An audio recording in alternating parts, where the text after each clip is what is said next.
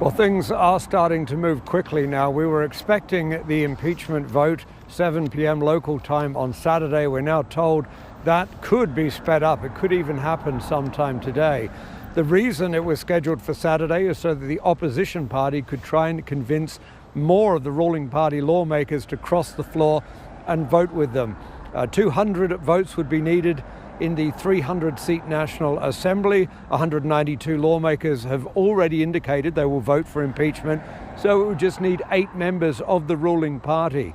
But those comments we just heard from Han Dong-hoon, the head of the ruling party, indicate that they may now be in the mood to cross the floor and vote for impeachment. It's still unclear exactly what he means by those comments, but we can have a listen now to a little more of what Han, as well as the head of the opposition party, had to say today. The president is not even admitting that it was wrong to declare martial law. Therefore, if President Yoon Suk Yeol is allowed to continue running the government affairs, there is a significant risk of extreme actions, like reattempting to impose martial law, which could potentially put the Republic of Korea and its citizens in great danger. We cannot let the president, who threatens lives of people through unconstitutional and illegal acts, be in charge of national affairs, not even for a second. We must suspend him of all duties as soon as possible and let people decide whether he can stay in the seat. Now, in terms of the risk of martial law being imposed again, rumours, of course, have been swirling this morning, some of them fed by those comments by Han Dong-hoon.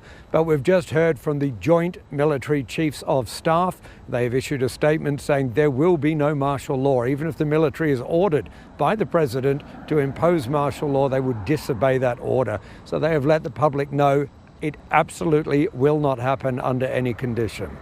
And Jack, the New York Times just reported that the general named President Yoon to lead martial law has testified. What did he say?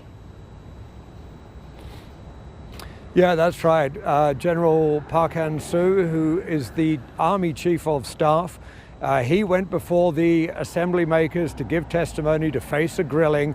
And it's kind of a remarkable story, and it just really testifies to how poorly organized this was, to the degree that it was just a last-minute decision by Yoon and perhaps the defense chief and a few others around them, because the man who was put in charge of martial law didn't even know that was happening until he saw the president's broadcast on television and heard his name mentioned in reference then to, the martial law. So he found out about it, according to him, after the public found out about it. And under those sweeping laws, he had to enforce no political activities across the country. There could be no gatherings of people. There had to be complete control over the media and these other measures. And he said he was forced to sign the document, or told to sign the document. He did sign it, after the fact of taking charge and rolling out what was a very poorly organized martial law. And interestingly, he said it was not he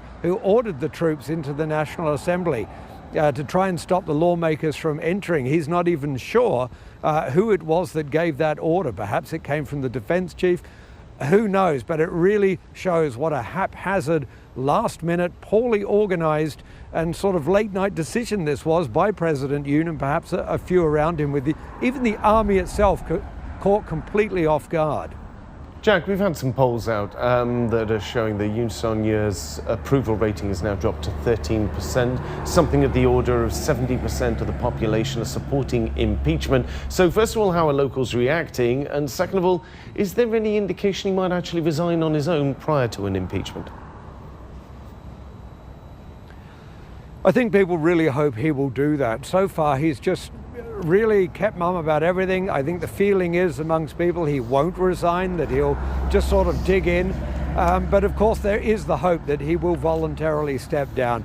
People are angry. I think the only thing that's really amazing about that poll is that 13% of people still support him. And they're no doubt in the 70-plus group, the people who, many of whom fondly remembered the military dictatorship, because there's no getting away from the fact that that was really the birth of the economic prosperity of Korea. So many older Koreans actually look back fondly on that that period, and they tend to be the most hardcore supporters of Yoon. They were the most hardcore supporters of impeached former President Park Geun-hye. But you know, as that poll shows, the vast majority of South Koreans wanting impeachment, a higher number, you know, perhaps not going that far, but still not supporting Yoon.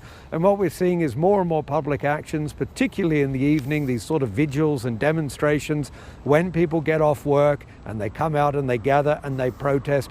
And they're really waiting to hear the result in the National Assembly of the impeachment vote. That's what they're all hanging out for, and hoping that enough lawmakers cross the floor from the ruling party that impeachment goes ahead. If it doesn't, if it fails, there's no doubt we're going to have really big public protests over the weekend with, you know, sort of people coming out demanding the president to step down. And even if he is impeached, those protests might still happen, because that impeachment would have to go to the Constitutional Court.